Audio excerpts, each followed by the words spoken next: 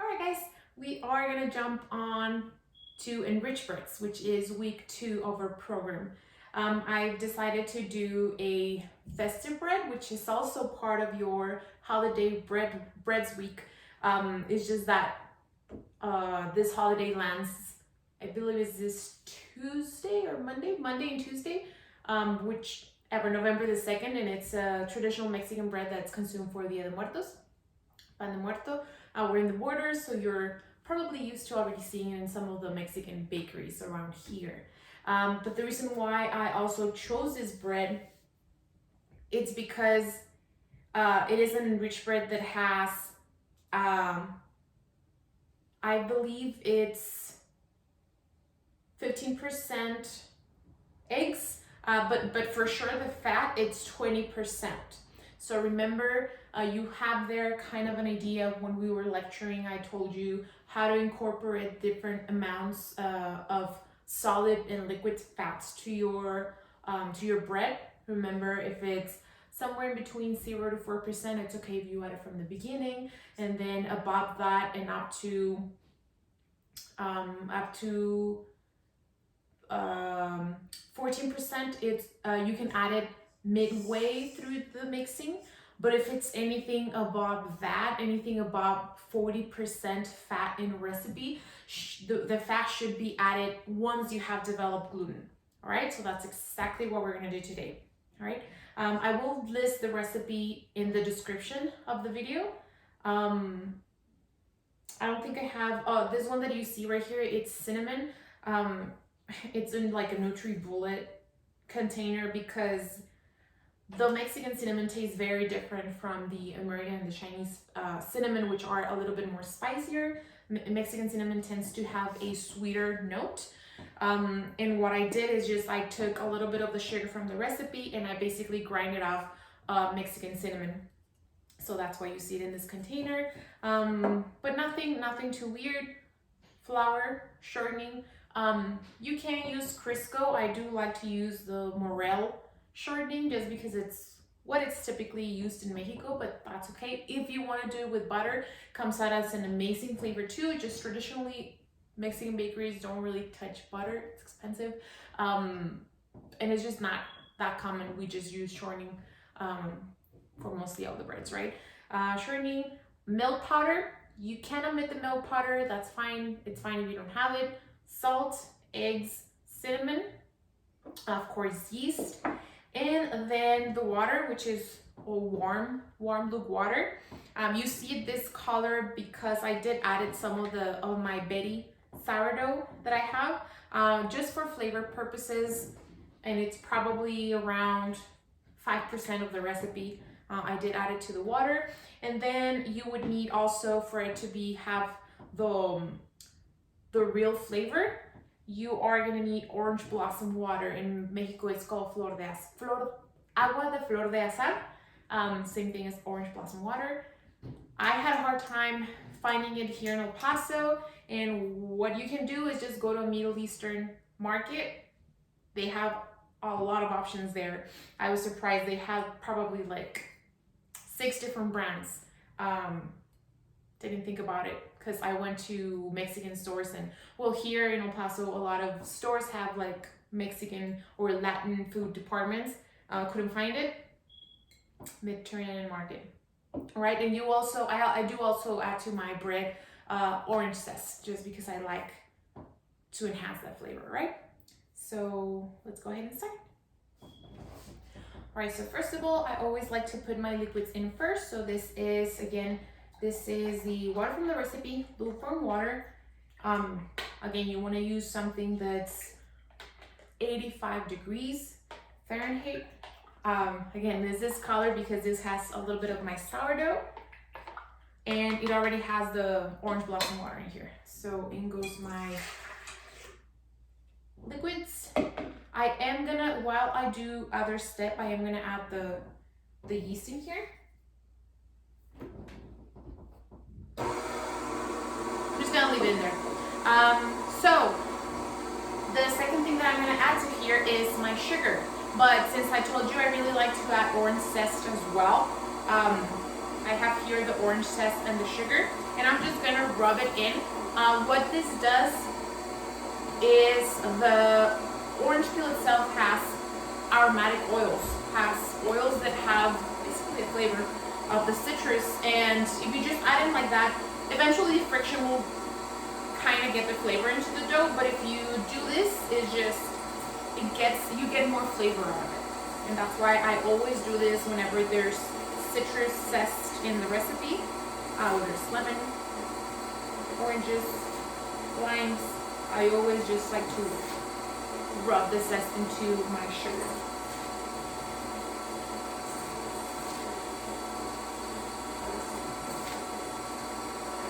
Just a little. Right.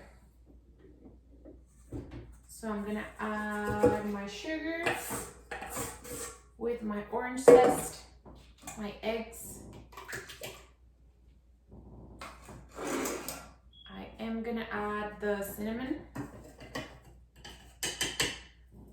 On top of that, I'm gonna just mix real quick. This is the salt and the milk powder.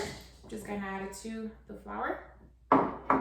Be careful, it depends on what type of milk powder you use, but there are some that are very coarse and then can create lumps. So that's why I always tend to just mix it in with the flour, that way I don't have any lumps. Let's take this out. You're in my way. All right, I'm gonna top it off.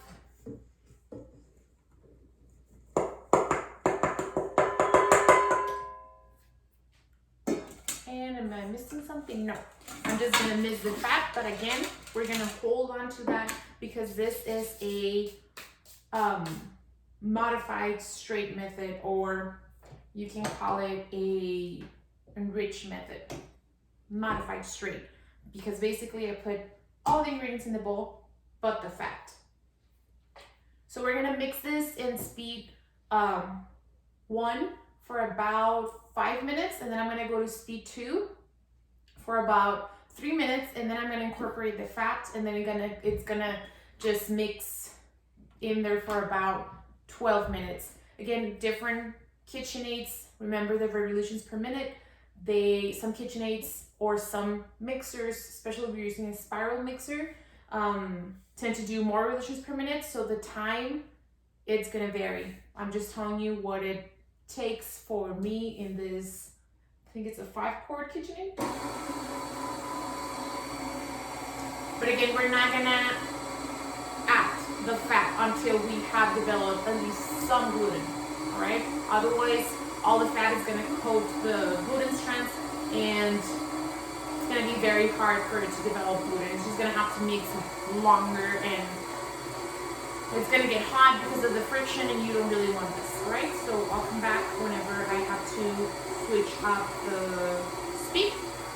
All right, I'm gonna put it now to speed 2.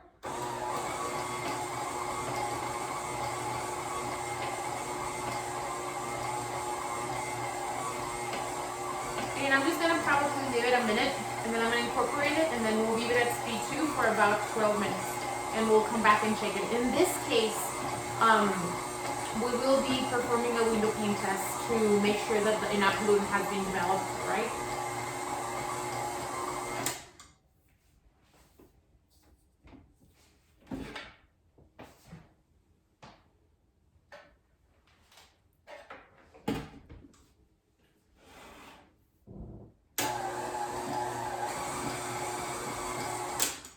I'm gonna incorporate the fat.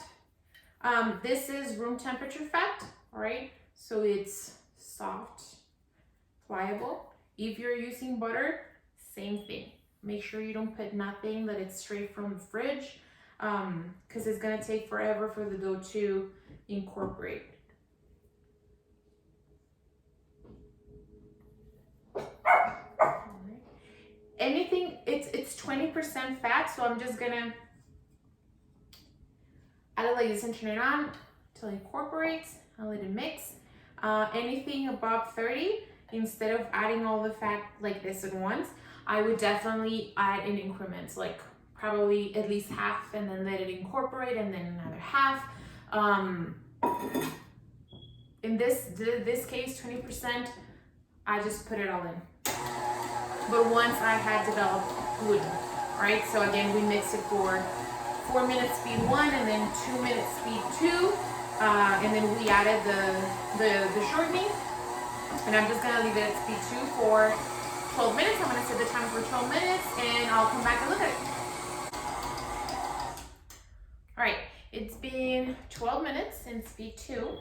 So we're gonna go ahead and check the dough. Again, this time you are looking for a window pane test to pass. So you wanna make sure that you have developed enough gluten. So let's check how the dough feels.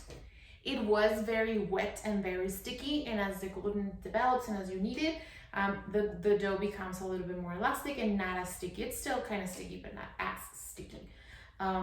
So let's get a little piece of bread. And let's try to stretch it out.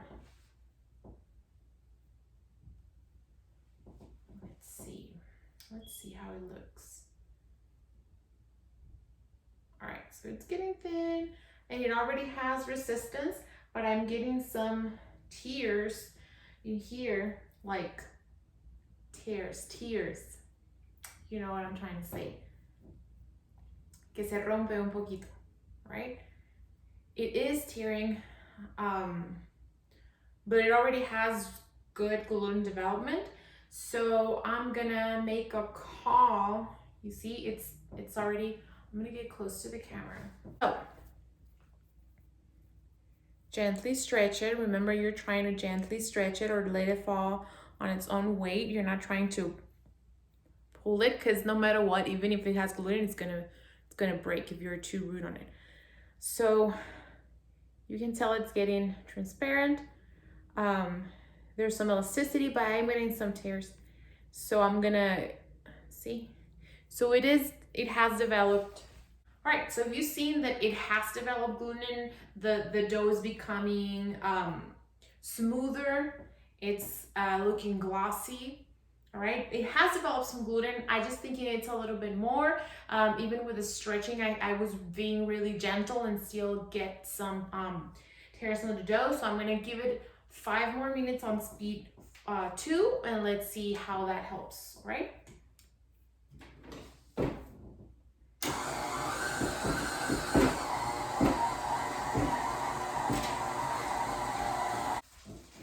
All right, so after our second fermentation, you can see that they sort of double in size, and more than that, you can touch them and feel that they're very jiggly.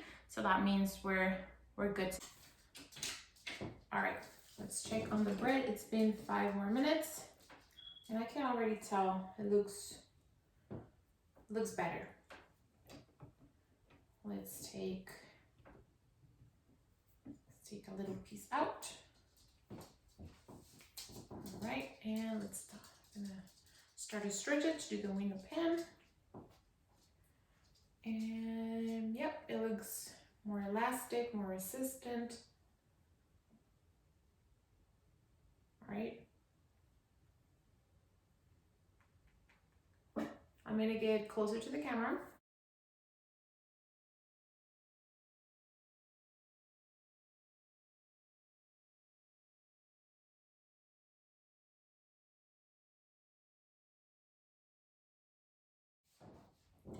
All right, guys, we are done mixing here. I have a container previously sprayed.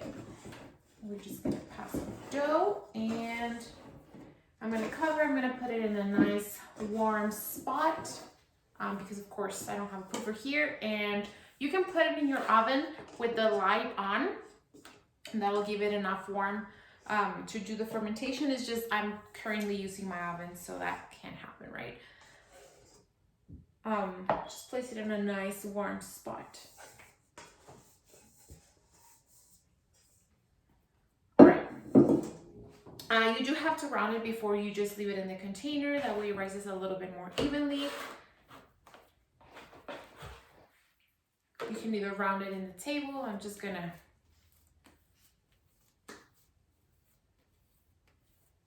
make sure we have a even surface. All right, you can also spray the top and cover with a damp towel or sprayed plastic. This container just happens to have a lid that I also sprayed, so it's very, very convenient. So now it's gonna proof again. It just depends on the room temperature, or where you what warm spot and how warm it is where you place your dough to do the second fermentation.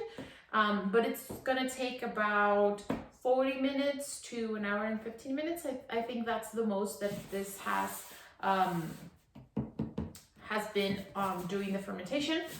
But once it doubles in size, we're gonna go ahead and degas it or punch it down, and we're gonna portion it, and we'll shape our pan de muerto. All right, so our dough has doubled in size.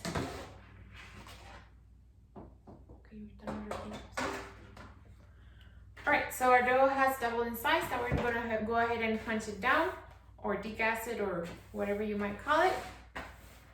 Just taking the air out.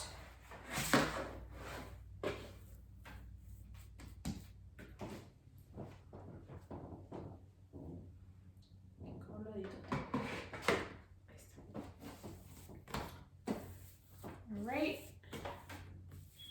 and we're gonna go ahead and divide it. We're gonna do, I'm gonna do like a personal size loaf, which is 150 grams. So I'm gonna go ahead and divide that, the entire dough, into 150 grams. Remember to always cut through the dough with a bench scraper or a bowl scraper or a bench scraper. Never tear the dough, because that harms the gluten structure.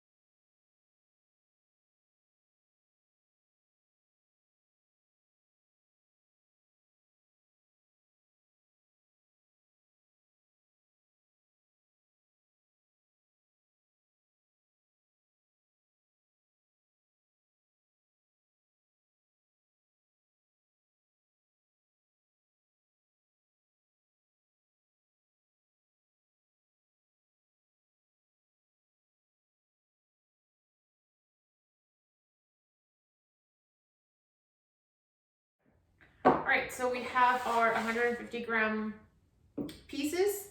Now there's two shapes you can do with pan de muerto. Actually, there's a lot of shapes, and very weirdly in the south of Mexico, they have other shapes for pan de muerto that are actually in the shape of a human, like a little monito. I don't like it like that. And then for the toppings, they either cover them with sugar or with sesame seeds. These are just the shapes that I like to do. And there's two. So for either or, you're gonna cut 3 pieces out. I don't weigh them just because I'm working kind of fast, so I don't weigh them. For this one, you're just gonna round it normal, and then you're gonna flatten it down. If you don't flatten it down, just like a concha, they're gonna bake as a roll instead of the common shape that they have. All right, so make sure you flatten it. And then with these pieces,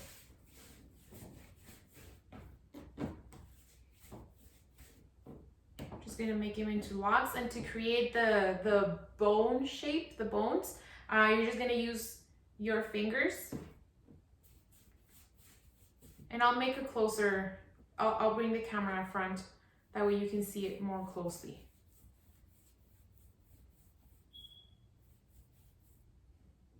See, that way it kind of gets the shape of bones.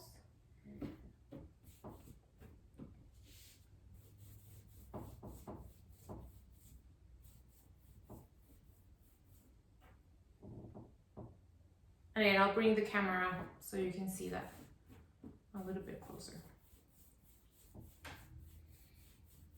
This is, I think, the easiest one. The other one has a little ball at the top that tends to fall over when once they proof or while they're baking, and that's why I like to do this one. Again, there's different final shapes to it, but just this is the one I like. I'm gonna bring the camera closer now. So you have your 150. You take 3 little pieces out. This one you're just gonna roll it.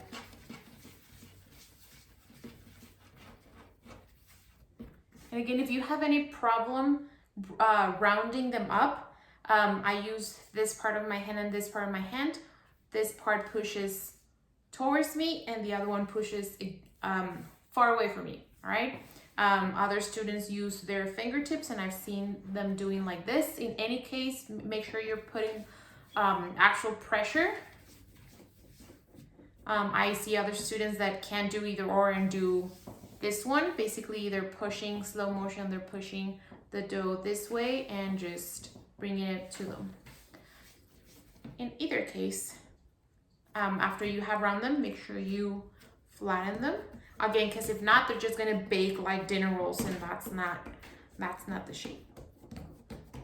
All right, I know they look weird because they're gonna look flat, but once they proof, they get the traditional shape, right?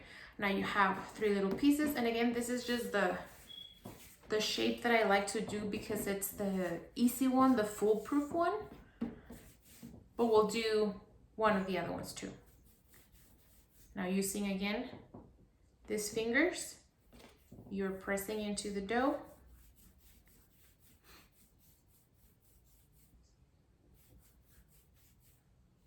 Okay, to create the bones. And you're gonna lay them here. And then another one.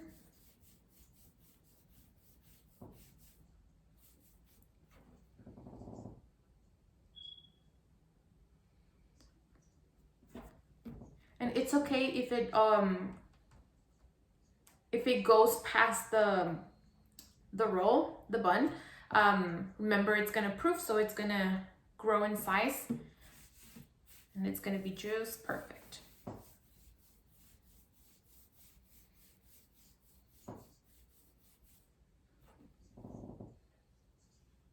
All right, so this is one shape. Let's do the second shape that I tend not to like, because again, if you don't do it properly, the little ball on top will just fall off and it looks kind of bad. So for that one, I do take 2 pieces, and the third one, I make it a little bit smaller. And again, this one you're just gonna round.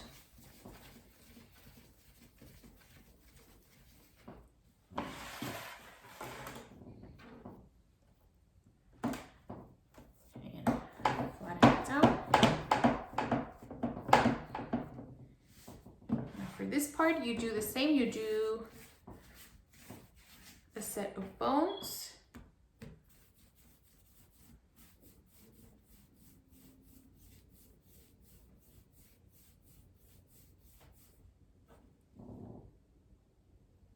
Set it there.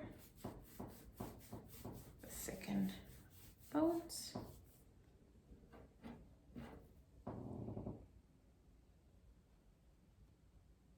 And for this one, you're just gonna round it up, right? And then you're gonna create a little tail,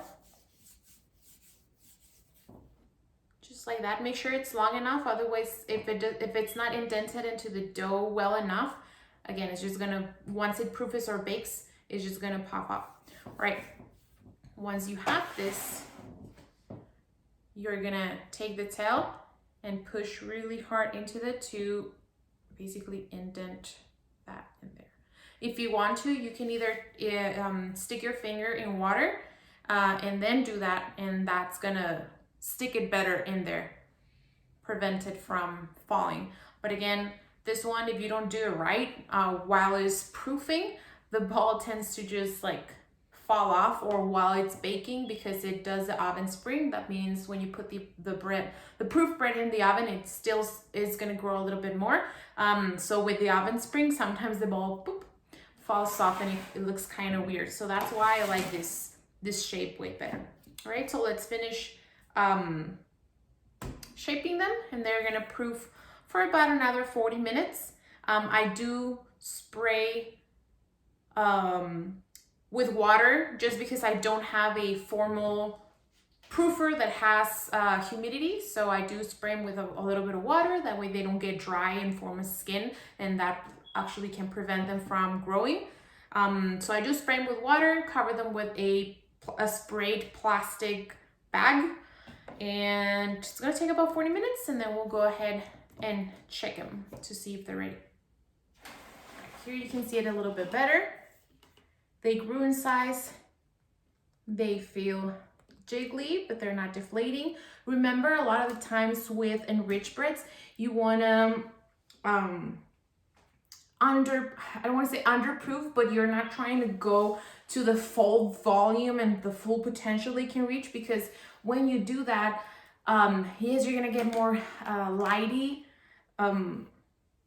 crumb, but they tend to collapse really bad if that happens. So again, this is probably, it bounces off, it jiggles, so we're good to go. They're gonna go into the oven. For a home oven, I do something between 350, 370. I don't have a digital one, so I just move the nozzle in between 350 and 400. So it's about 370, 375. And I do probably about 10 minutes, and then I switch the pan around, do another 5, and then just look at them. I do put 2 pans, one on the top rack and one on the bottom rack. So after the 2 minutes, I do switch them. The one that's on the lower rack, I put on the upper rack, just because the lower rack gives them a lot of color at the bottom, but not at all color at the top. So that's why I just switch the pans around. All right, so let's go to the oven and bake this. All right, this is how they're gonna look once baked.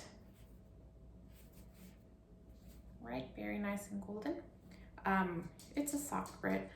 So at this point, or right before baking, you could egg wash them and sprinkle sesame seeds on top. That's one presentation. You'll find them at the bakeries.